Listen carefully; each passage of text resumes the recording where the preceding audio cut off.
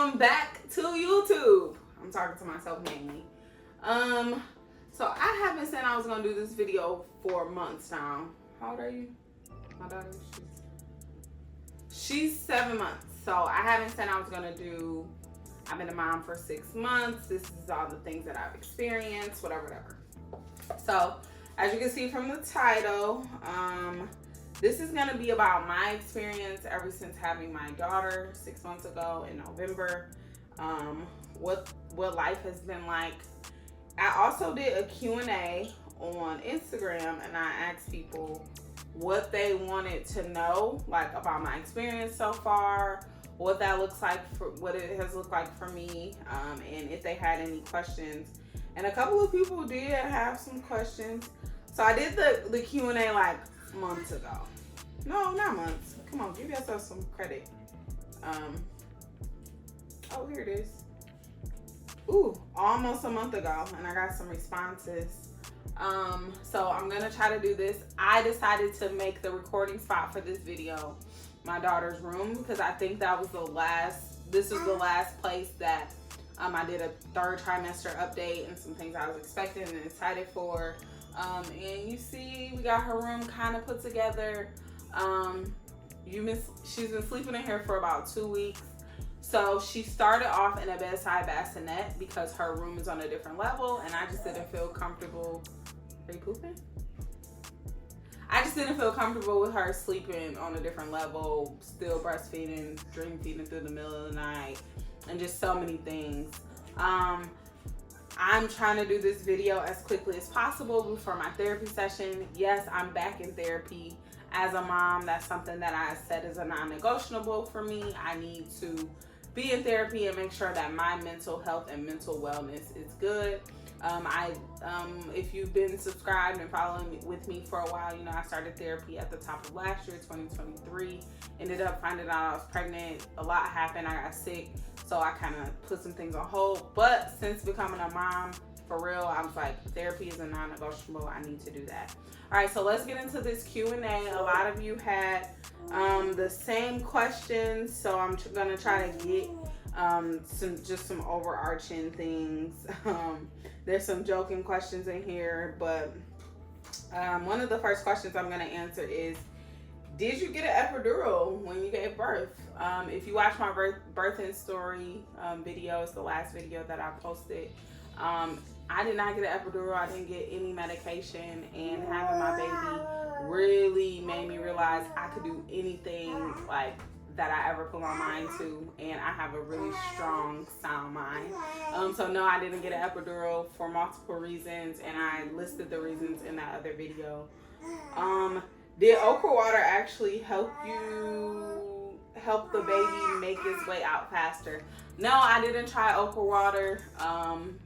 Didn't have an interest in that. Didn't hear any success stories about it, so I didn't try okra water. So that's not a question for me.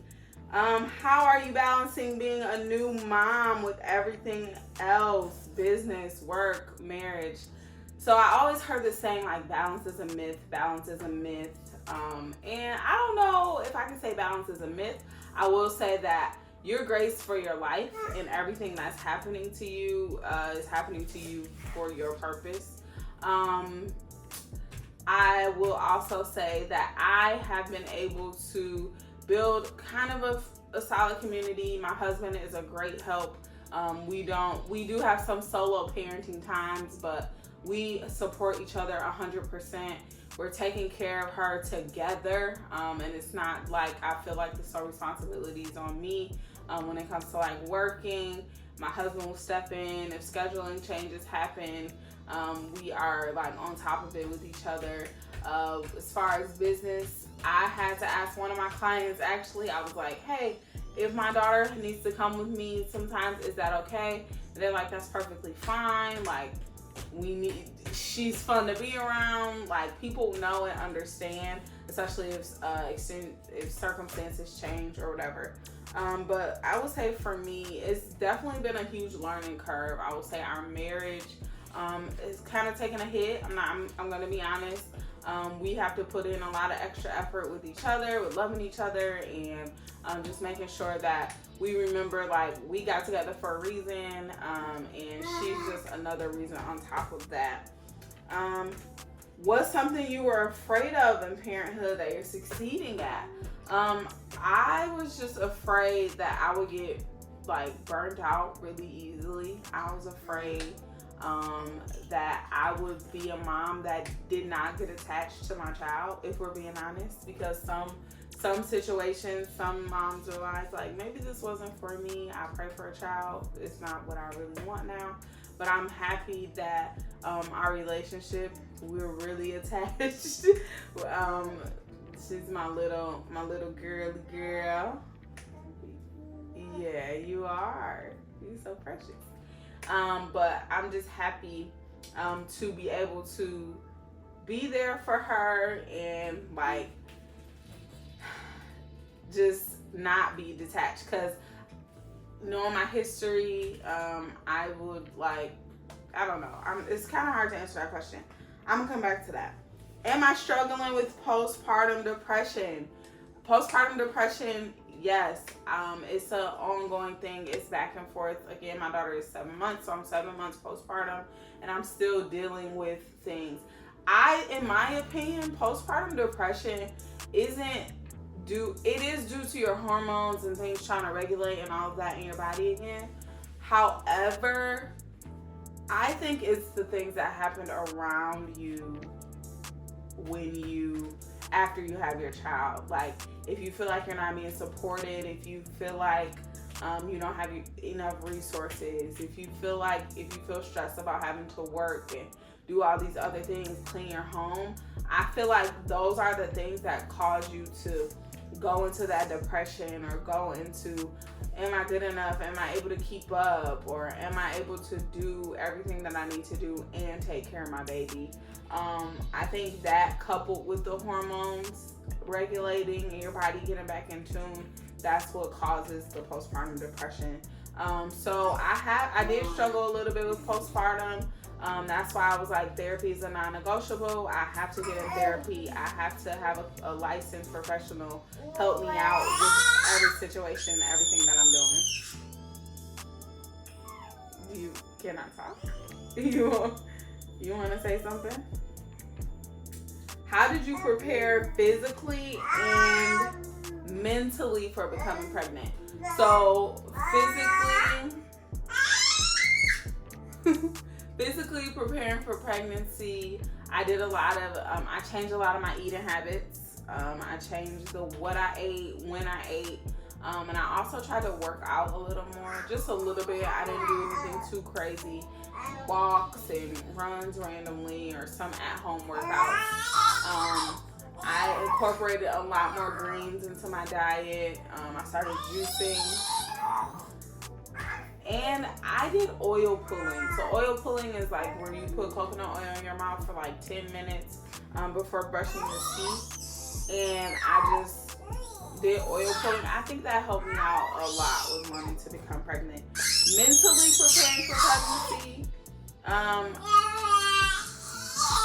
I don't think you can really prepare mentally. Like, it just happened. Well, for me, it happened unexpectedly and so fast that I just don't think I can mentally prepare.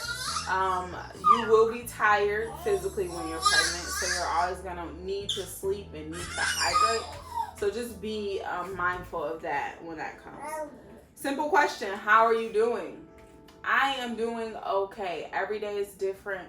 I'm trying to just focus on each day at a time, being there for myself, my daughter, and my husband. How difficult was it to get a groove in your daily routine? This is a great question, because if you do not have a routine before your baby comes, it's going to be so hard to build a routine when your baby gets here. So if I had to do a difficulty scale from like 1 to 10, it's a 10, probably 11, because it was just me and my husband. We knew our flow, we had our days, and we had just moved and everything, so we were trying to get into that again already. So adding a baby to it made it a little more difficult.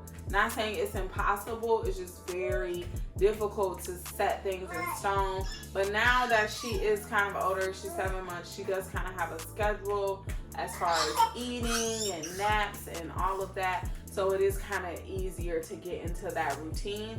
So if we do want to do something different, she won't be too thrown off, or we won't be too thrown off, because we are getting into that routine.